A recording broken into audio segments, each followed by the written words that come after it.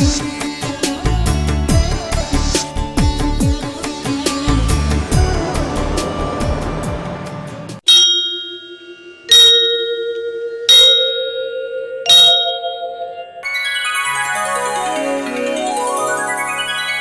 కార్యక్రమం సమర్పిస్తున్నవారు అవార్డు గ్రహీతల మొట్టమొదటి ఏకైక original Thanjavur art academy, Kalasri Thanjavur art academy, door number 1164, near Panjagutta colony signals, Srinagar colony X road నుండి 9వ building, Indian overseas bank ప్రక్కన, హైదరాబాద్ 73.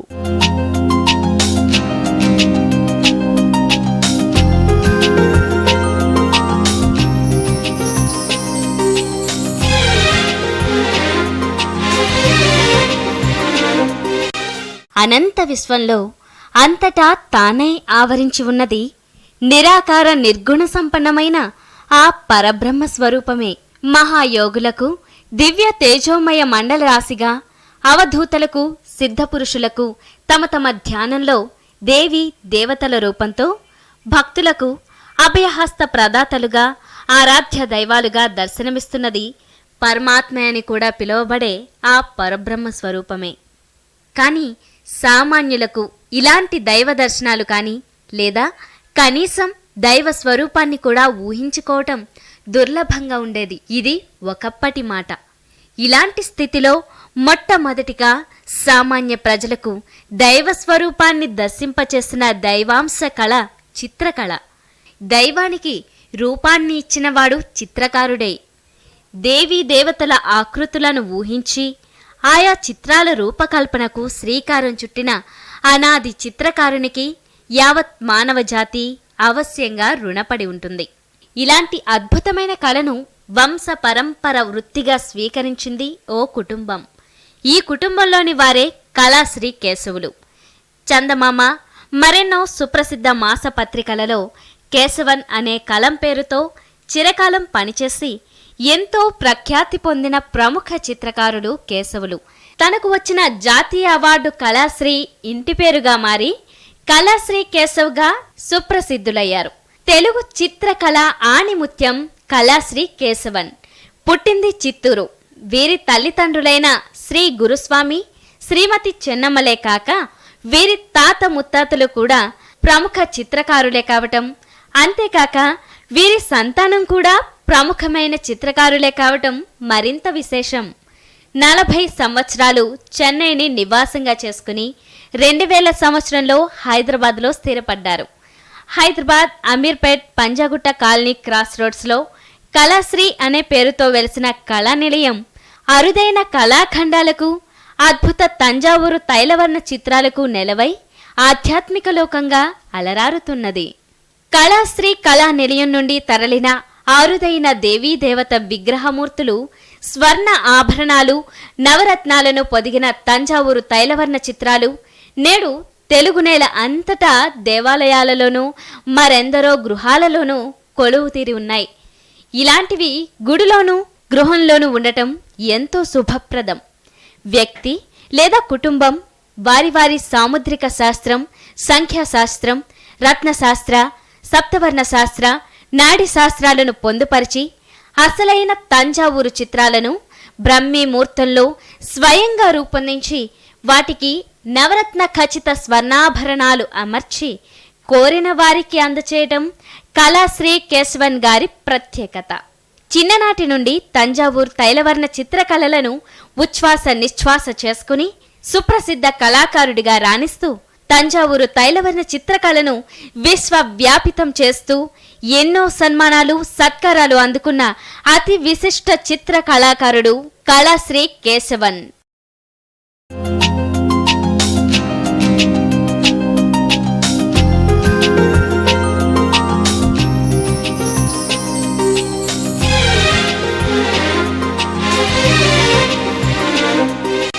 త్రికళాజ్ఞానంలోనికి సుస్వాగతం. ప్రతి వారం ఒక్కొక్క ముద్ర గురించి, మంత్రతత్వాన్ని గురించి, యంత్రతత్వాన్ని గురించి, చిత్ర ధర్మాన్ని కూడా, మర్మాన్ని కూడా మీకు తెలియజేస్తూ వస్తున్నాను. శిల్పశాస్త్ర ప్రకారం కొన్ని దేవతా విగ్రహాలు ఎంత కొలతల్లో ఉండాలి, పంచతాళ కొలతలంటూ కొన్ని ఉన్నాయి. అభయ వరద ముద్రలతో కొన్ని విగ్రహాలు ఉంటాయి. రౌద్ర స్వరూపంతో అమ్మవారి విగ్రహం ఉంటుంది. ఆ శ్రీమన్నారాయణుడు అర్ధ నిమిలిత నేత్రాలతో లక్ష్మీ కరుణా కటాక్షం కలిగేలాగా మనల్ని చూస్తుంటాడు. ఇక పరమేశ్వరుడు అంటారా, అర్ధ నిమిలిత నేత్రాలతో తపస్సమాధిలో కూర్చొని ధ్యానిస్తుంటాడు. విఘ్నేశ్వరుడు తొండం కుడి ఎడమలకి ఆనందంగా ఊపుతూ చెవులను విసనకర్రల్లా విసురుతూ అదృష్ట తరంగాల్ని మన ఇంట నింపుతాడు. ఇలా అనేక ముద్రలతో ఒక్కొక్క దేవతామూర్తులు చిత్రీకరిస్తుంటాం. బ్రహ్మీ ముహూర్తంలో తయారు చేయటమే కాకుండా వారి వారి రాశికి తగ్గట్టు, సంఖ్యాశాస్త్రానికి తగ్గట్టు, త్రికళ తత్వంతో రత్నశాస్త్ర ప్రకారం, సంఖ్య ప్రకారం, వర్ణశాస్త్ర ప్రకారం, వాస్తు పద్ధతిలో చిత్రాలు హాల్లో ఎక్కడెక్కడ ఉండాలి, పూజా గదిలో ఏ విధంగా అమర్చుకోవాలి, ఇలాంటివి ఎన్నో సందేహాలు కలుగుతుంటాయి. వాటికన్నిటికీ నివృత్తి చేసి ఏ విధంగా వాస్తు ప్రకారం దశకు తగ్గట్టు, దిశకు తగ్గట్టు దేవతామూర్తులను ఎలా అమర్చాలి అని ప్రతి వారం ఒక్కొక్క వరంలా ఉండాలని తప్పించి నా మనోదృష్టికి అందిన మరో సృష్టిని అత్యద్భుత మహిమాన్వితమైన శక్తి కిరణాలని ప్రసరింపచేసి పూజించి వారికి అందిస్తున్నాను.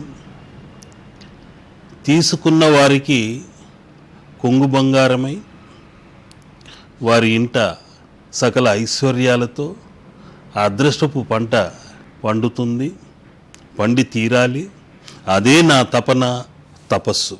ఆ తర్వాత దృష్టిలో రకరకాల దృష్టులున్నాయి. కొందరిది సౌమ్య దృష్టి ఉంటుంది, మరికొందరిది క్రూర దృష్టి ఉంటుంది, ఇంకొందరిది వశీకర దృష్టి ఉంటుంది. వారిని చూసిన వెంటనే తెలియకుండా చేతులెత్తి ఇలా జోడించి దండం పెట్టి మాట్లాడుతాం. ఇంకొందరిని చూసిన వెంటనే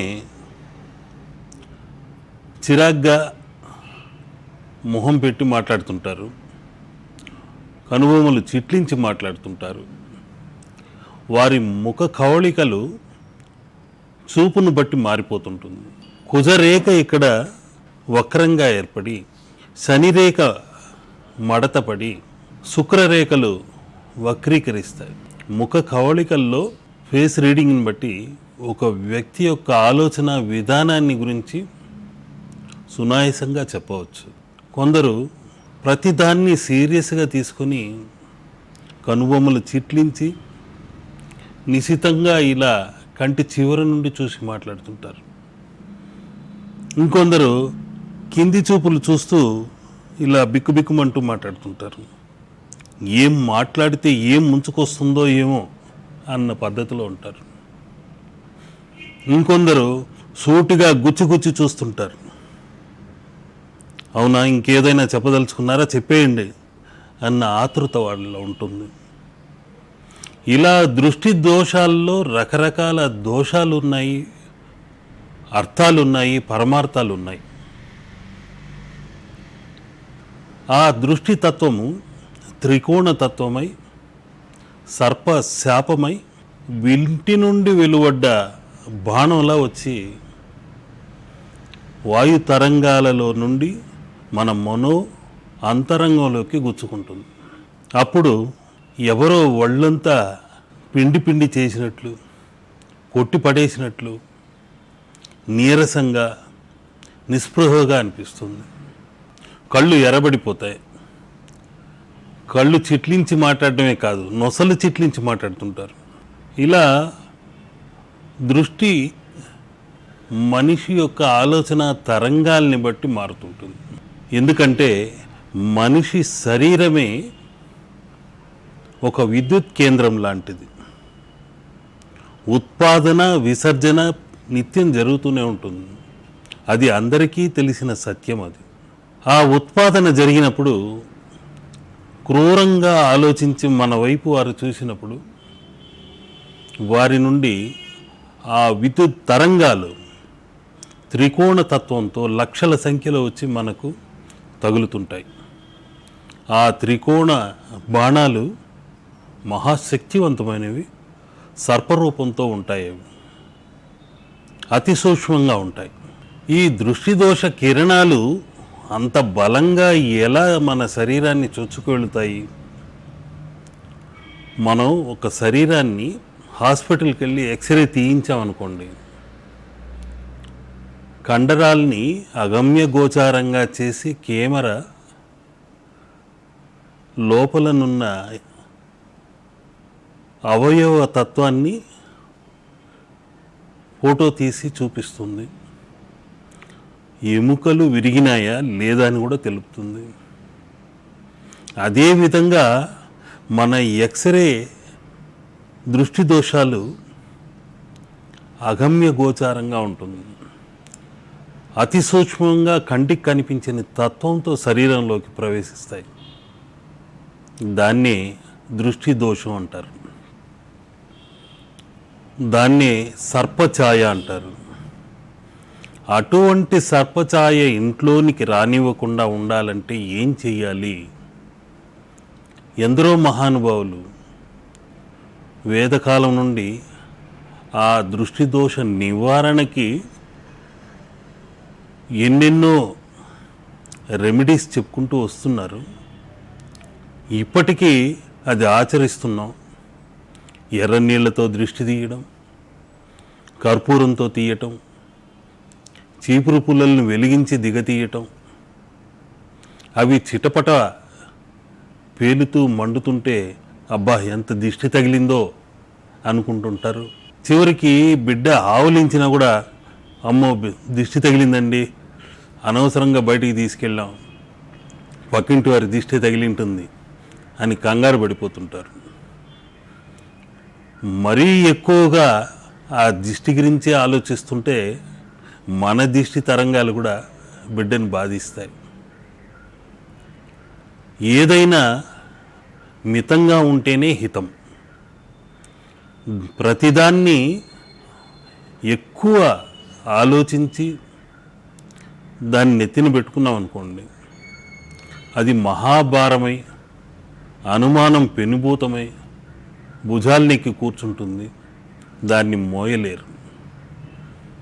అన్నిట్లోకి మహాబరువైనది, పెనుభూతమైనది అనుమానం. పక్కింటి వారి దృష్టి దోషం బిడ్డపైన పడిందేమో, కొత్తగా పెళ్ళైన జంట లోపలికి వస్తుంటే వాళ్ళు చూశారు అటు ఇటు ఉన్నవాళ్ళు, అందుకే వాళ్ళు ఈ విధంగా ఏదో జబ్బు తెచ్చుకున్నారు అని కంగారు పడుతుంటారు.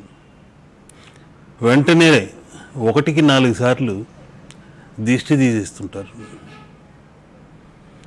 దానిలో కొన్ని సైంటిఫిక్ రీజనింగ్ అంటూ ఉన్నా ప్రతిదానికే చీటికి మాటికి దిష్టి తీస్తుంటే ఉన్న దిష్టి కాదు కదా, వారిని అంటిపెట్టుకుని ఉన్న అదృష్ట తరంగాలు తగ్గిపోతాయి. వారానికి ఒక్కసారి దిష్టి తీయడం చేయవచ్చు. ఆ తర్వాత మన విద్యుత్ కేంద్రం అంటే శరీర విద్యుత్ కేంద్రంలో శక్తి తరంగాలు ఉత్పాదన, విసర్జన అంటూ 2 రకాలు ఉన్నాయి. అందుకని ఎవరినైనా దీవించేటప్పుడు కుడి చేత్తోనే ఉత్పాదన కిరణాలతో ఆశీర్వదిస్తుంటాం. ఆ ఉత్పాదన కిరణాలు ఈ వేళ్ల చివర్లలో అప్పుడే వికసించిన కమలాల్లా విద్యుత్ తత్వంతో విచ్చుకుంటుంటాయి. కాసేపు మీరు రాపిడి చేసి 2 చేతులని ఇలా కాసేపు ఈ 5 వేళ్లపై దృష్టి నిలిపి ఆలోచించారనుకోండి, అక్కడ రక్త ప్రసరణ అధికమై ఏదో ఒక శక్తి విడుదలవుతున్నట్టు మీకు తెలుస్తుంది. అక్కడున్న శక్తి కమలాలు అదృష్ట తరంగ కమలాలు విచ్చుకొని ఆ కమలాల నుండి వస్తున్న అదృష్ట తరంగాలు పిల్లలకు దీవెనల్లా అందుతాయి. ఆ రోజుల్లో అందుకనే తల్లిదండ్రుల నుండి పిల్లలు దీవెనలు తీసుకునేవారు. ఎటువంటి అనారోగ్యాలు లేకుండా, ఎటువంటి బాధలు లేకుండా సుఖశాంతులతో ఉన్నారు. తండ్రి మాటకు విలువనిచ్చినందుకే రాముడు దేవుడైనాడు. లేకుంటే దేవుడు ఎలా అయ్యేవాడు? తల్లిదండ్రులే ముల్లోకాలని తెలిపి విఘ్నేశ్వరుడు 3 ప్రదక్షిణలు చేసి జ్ఞాన ఫలమును అందుకున్నాడు. ఆనాడే తల్లిదండ్రులే ముల్లోకాలు, దేవుళ్ళు అని ఆ విఘ్నేశ్వరుడు మనకు తెలియజేశాడు. ఆ విఘ్నేశ్వరుని శనీశ్వరుడు పట్టలేకపోయాడు. కారణం ఎందుకంటే ఆయనకున్న జ్ఞాన సంపద అటువంటిది. ఓంకార మూర్తి అతను. తల్లిదండ్రులే ముల్లోకాలని గుర్తించిన మహాశక్తి వ్యక్తి వినాయకుడు, విఘ్న గణపతి. ఎటువంటి నరఘోష కానీ వీధి పోట్లను కానీ అడ్డుకునే శక్తి ఆ విఘ్నేశ్వరుడికే ఉంది.